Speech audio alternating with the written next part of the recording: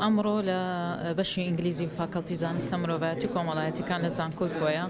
وەرکشۆپێکمان ساز کرد بە ناونیشانی ئەو ئاستەنجیانەی کە دێتە بەردەم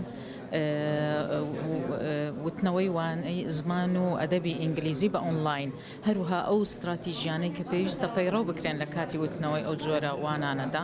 لەبەرەوەی دیارە ئێستا زۆربەی پرۆسەی تیچینگ و لێرنگ واتە فێرکردن و فێربوون بۆتە ئۆنلاین چەند ئاستەنگێکمان دێتە پێش و بەڵام پێویستە سەرڕای ئەو ئەستەنگانە چارەسەریشان بۆ بدۆزینەوە. ئەنجامدانی ئەم جۆرە وەرکشۆپانە بە شێوازێکی گشتی سوودێکی باشی هەیە بە قوتابیان، چکەوامان لێ دەکات کە بتوانین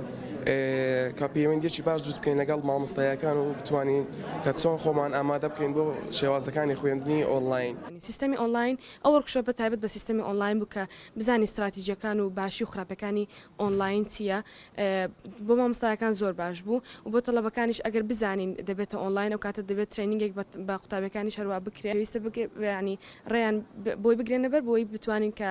ئەگەر ببێتە ئۆنلاین چی بکەین و چی نەکەین.